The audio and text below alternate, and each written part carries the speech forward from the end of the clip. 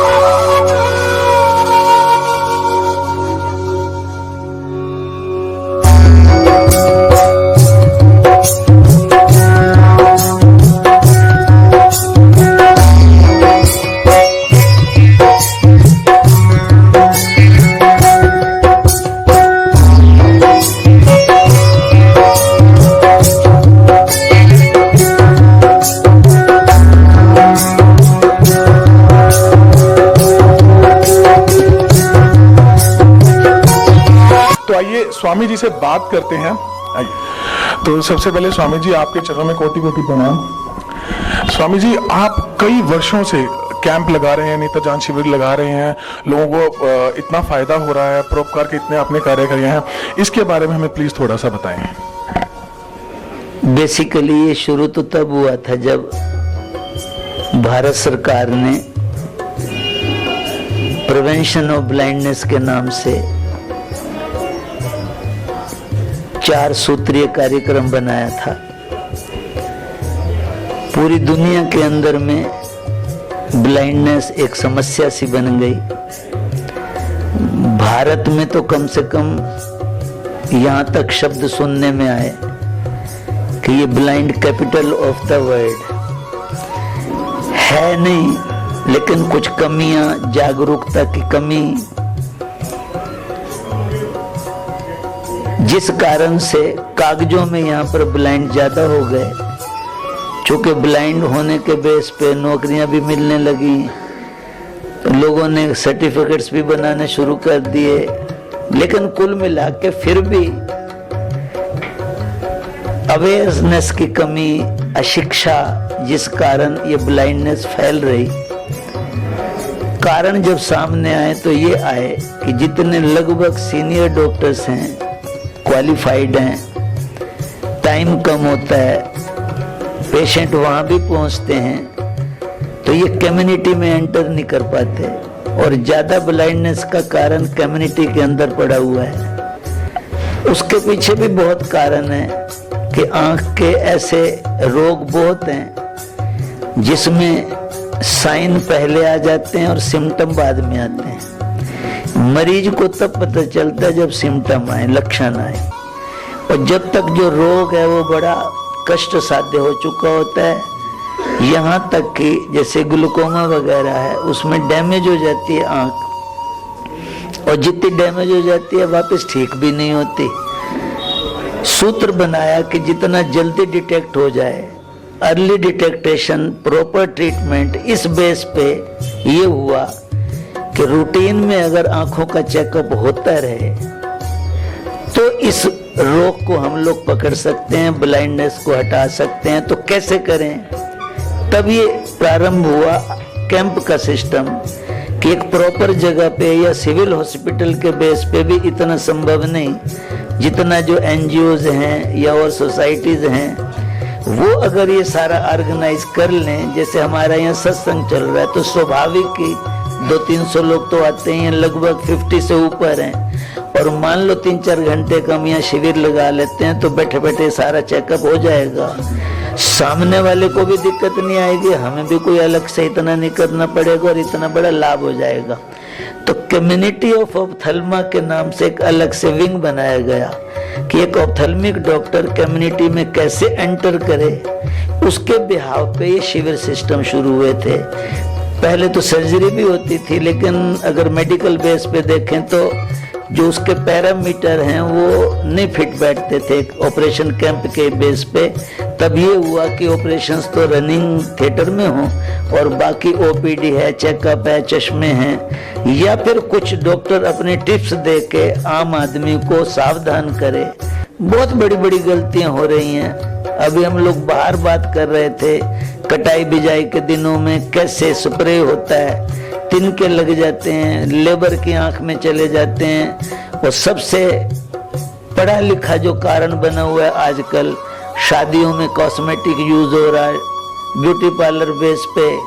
हम लोग चाहते हैं कि रात को आंखें धो के आदमी सोए ताकि अंदर वो प्रॉब्लम ना आए जो आंख बंद होने के बाद वैसे ही आंख में होती है।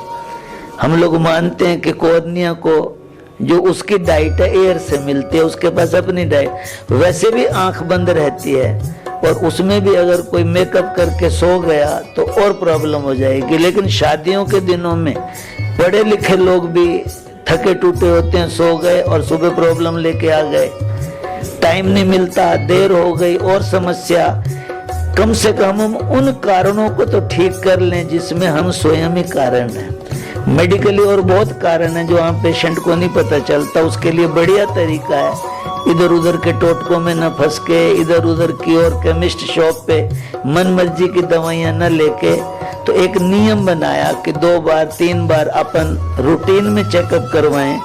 अगर कोई कारण है, डायबिटीज पुरानी है या बीपी पुराना है या और स्किन की प्रॉब्लम है, या हम लोग ऐसा भी देखते हैं कि इन और बीमारियों में जो मेडिसिन दी जाती है वो बीमारियों के हिसाब से ठीक होती है, लेकिन इधर हमने देखा प्रेशर बढ़ जाता है, काला मोती हो जाता है। ये कुछ ऐसे क्लिनिकल टिप्स हैं कि जब तक हमारे पास स्पेशलिस्ट नहीं होंगे, जब तक बात नहीं बनेगी। तो इस कैंप का मकसद अवेयरनेस भी है, चेकअप भी है, स्क्रीनिंग भी है, और अगर संभव हो तो बाद में उस पेशेंट को रनिंग थिएटर में भी भेजते हैं ताकि वो अपना इलाज भी करवा सके। इन सारे बेस के ऊपर में हम लोग ये कैंप करते हैं ताकि लोग ज़्यादा से ज़्यादा लाभ लें। लाखों लाखों नहीं, करोड़ों करोड़ों में इस समय में इंतजार कर रहे हैं जिनको जरूरत है, लेकिन आगे साधन नहीं बन रहा। अगर प्रोफेशनल बेस पे देखें तो कैंप का एक बहुत बड़ा एक सार्थक सदुपयोग हो जाता है उन पेशेंट के लिए जैसे आई डोनेशन में लोग अभी अवेयर नहीं है, जितनी डेथ हो रही है अगर ईमानदारी से सारे दे दें, डोनेट कर दें, तो 8.5-9 लाख के करीब डेथ होती हैं। 2 आंखें 17-18 लाख का टारगेट पूरा हो जाता है 1 साल में।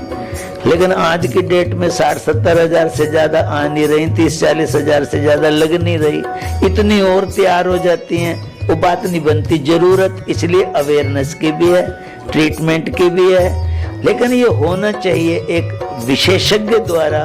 इस बात को ध्यान में रखते हुए हम लोग सावधानियां भी देते हैं, टिप्स भी देते हैं, ये हम लोगों का एक उद्देश्य है। तो ये थे स्वामी श्री दिव्यानंद जी महाराज जी, जिन्होंने हमें आज के जो नेत्र जांच शिविर जो है उसके फायदे बताए, और पिछले कई दशकों से कितने लोग इनका लाभ उठा चुके हैं, और बहुत ही छोटी छोटी बारीकियों से स्वामी जी ने हमें एक्सप्लेन किया कि किस तरीके से हमें अपनी आंखों का ध्यान रखना चाहिए। और हम कहते हैं नेत्रदान एक अलग से प्रोजेक्ट है। नेत्र के बारे में और जितने भी हम लोग प्रॉब्लम लेते हैं उसमें नेत्रदान एक अलग से रोग है, जिसमें अपन लोग किसी का कॉर्निया लेके डेड बॉडी का दूसरे को चढ़ाते हैं।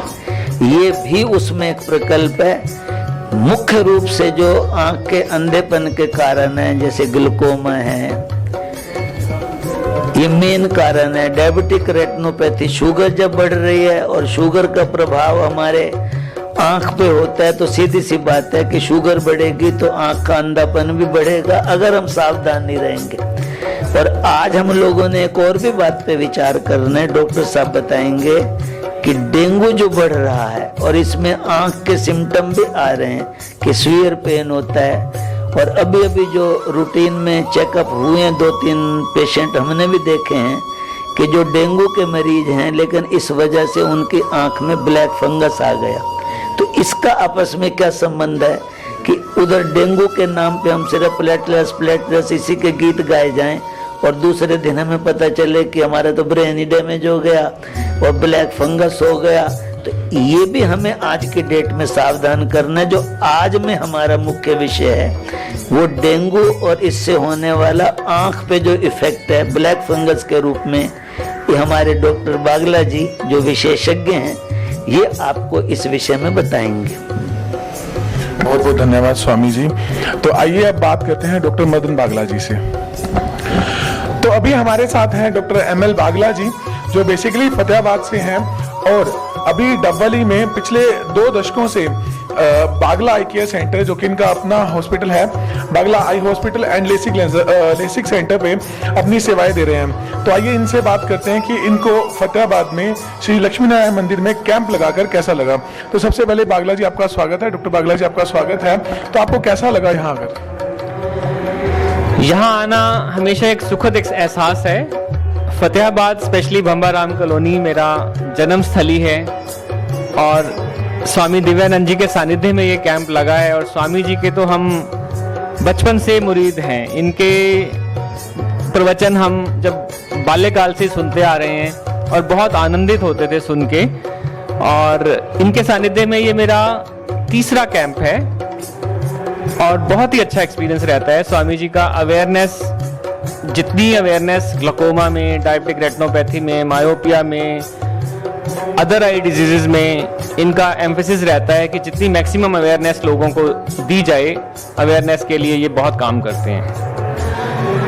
आज के इस कैंप में स्वामी जी का स्पेशल एक संदेश था कि इसमें मायोपिया पे, डायबिटिक रेटिनोपैथी पे और ग्लूकोमा पे हमने थोड़ा काम करना है। तो हमने कोशिश की है कि इस कैंप में हम लोग जो पेशेंट डायबिटिक हैं उनकी प्यूपिल्स डायलेट करने के बाद इनडायरेक्ट ऑप्थेल्मोस्कोप से उनके रेटिना चेक किए, उनकी डायबिटिक स्क्रीनिंग की है, डायबिटिक रेटिनोपैथी स्क्रीनिंग की है। कुछ पेशेंट्स ऐसे मिले जिनको डायबिटिक रेटिनोपैथी है और उनको हमने फर्दर ट्रीटमेंट के लिए आगे बताया है। इसके अलावा ग्लूकोमा स्क्रीनिंग वो भी इम्पॉर्टेंट है, और उसके पे भी हमने कोशिश की है आज कि हम कुछ थोड़ा बहुत जितना इस लिमिटेड कैंप के सेटअप में कर सकते थे, we have try to do that.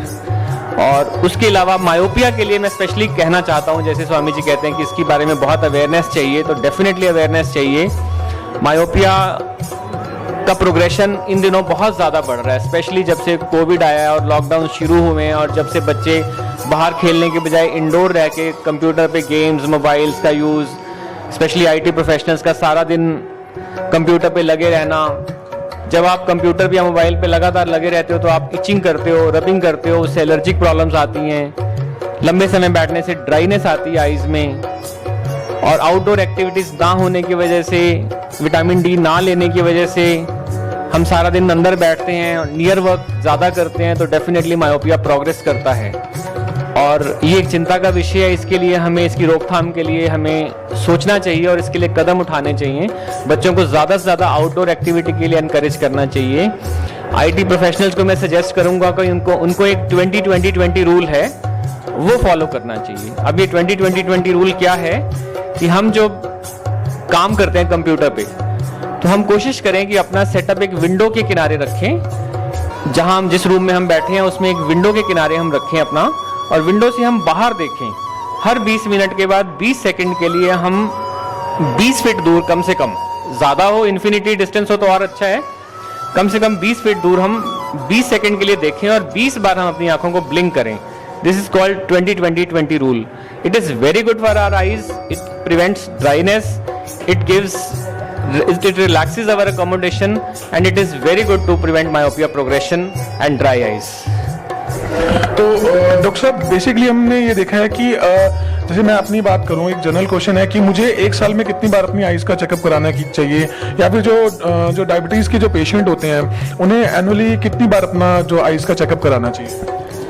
Generally बच्चों में तो चेकअप इनिशियल जरूरी होता ही है कि बच्चों में कुछ ऐसी इलनेसेस होती हैं जो बचपन में पता चल जाएं, तो बच्चों का ट्रीटमेंट अगर हो गया, मान लो एक बच्चे को हम ऐसी बीमारी है या ऐसी एक स्क्विंट है या उसको कोई रिफ्रैक्टिव एरर है जो अनकरेक्टेड है और हमने उसको करेक्ट कर दिया, और बच्चे का जो डेवलपमेंट है और उसकी जो कॉग्निटिव डेवलपमेंट है, जो मोटर स्किल्स हैं, उसकी बहुत अच्छे से डेवलप होंगी और उसका सोसाइटी में जो प्रोडक्टिविटी बहुत ज़्यादा बढ़ जाएगी, तो फाइनेंशियल बर्डन भी सोसाइटी का कम होता है। इसके अलावा 40 साल की एज के बाद पीरियोडिक चेकअप ज़रूरी है। हर इंसान को 40 साल के बाद नज़दीक का चश्मा लगता है, जिसको हम प्रेस बायोपिया कहते हैं, तो उस वक्त एक चेकअप ज़रूरी है, और साल या 2 साल में एक बार चेकअप हर एक को 40 इयर्स के बाद स्पेशली कराना चाहिए, और ग्लूकोमा स्क्रीनिंग भी करानी चाहिए, स्पेशली अपना आंखों का प्रेशर चेक कराना चाहिए, विजन चेक कराना चाहिए, फंडस चेक कराना चाहिए, जिससे कि कोई हिडन प्रॉब्लम है तो हमें पता चल जाए। और स्पेशली जिन लोगों को डायबिटीज़ है तो उन लोगों को तो साल में एक बार 40 के बाद चेकअप कराना ही चाहिए, क्योंकि डायबिटिक रेटिनोपैथी एक ऐसी डिजीज़ है जो डायबिटीज़ की ड्यूरेशन से जुड़ी हुई है या डायबिटीज़ के कंट्रोल से जुड़ी हुई है, या किसी को हाइपरटेंशन है, डिसलिपिडीमिया है, तो ये सब प्रॉब्लम्स डायबिटिक रेटिनोपैथी को बढ़ाती हैं। तो डायबिटिक रेटिनोपैथी के लिए स्क्रीनिंग बहुत ज़्यादा ज़रूरी है, और अगर 5 साल से ज़्यादा डायबिटीज़ है तो हमें हर 6 महीने में अपनी आंखों का पर्दा चेक कराना चाहिए। जब हम आई सर्जन के पास जाएं तो हम उनको स्पेशली बोलें कि डॉक्टर साहब मेरा पर्दा चेक करना है, मेरे को शुगर है, और उनको बताना है कि मेरे को इतने साल से शुगर है, मेरी शुगर अनकंट्रोल्ड रहती है, और सारे इन्वेस्टिगेशंस रेगुलर कराने चाहिए। HbA1c, लिपिड प्रोफाइल, ये ऐसी इन्वेस्टिगेशंस हैं जिनका बहुत रोल है। डायबिटीज़ कंट्रोल रहेगी तो डायबिटिक रेटिनोपैथी का ऑनसेट डिलेड रहेगा। आज का ये कैंप डेडिकेटेड है डायबिटिक रेटिनोपैथी अवेयरनेस के लिए, और इसके लिए बहुत ज़रूरी है कि सबको अवेयरनेस हो कि रेगुलर आई चेकअप आई फिजिशियन के पास हमें कराना है। Thank you so much doctor साहब। तो ये थे नेत्र रोग विशेषज्ञ डॉक्टर ML बागला जी, जो कि डबली से हैं, बागला आई हॉस्पिटल से। तो इन्होंने बहुत ही ज़्यादा हमें नॉलेज दी, तो और काफ़ी समय से मैंने देखा है कि ये इस तरीके के कैंप लगा रहे हैं, तो हम इनका धन्यवाद करना चाहेंगे। ये इनकी जन्मभूमि भी है, जैसे इन्होंने बताया हमें, तो हम इनका तहे दिल से धन्यवाद करते हैं, और पूरे फतेहाबाद की तरफ से हम इनका Special thanks to Swami Ji Maharaj for inviting me. Special thanks to Mr. Ashok Bagla, President Lakshmi Narayan Mandir Sabha, जिन्होंने इस इवेंट को कोऑर्डिनेट किया. Special thanks to my team Ravi and Dr. Vansh, जिन्होंने मेरा पूरा साथ दिया. And again, last but not the least, Antod Pharma, Mr. Gaurav and Mr. Pankaj, जिन्होंने फ्री क्वालिटी मेडिसिन डिस्ट्रीब्यूट की यहाँ पे. I am grateful to them, and thank you Sahil, to you also. Thank you so much doctor साहब, thank you so much for coming here. और इसी तरीके से आप यहाँ आते रहें, आप आते रहते हैं, लेकिन इस तरीके के कैंप यहाँ लगाते हैं तो यहाँ के जो लोग हैं उनको बहुत ज़्यादा फायदा होता है। तो थैंक यू उनकी तरफ से भी, thank you so much sir.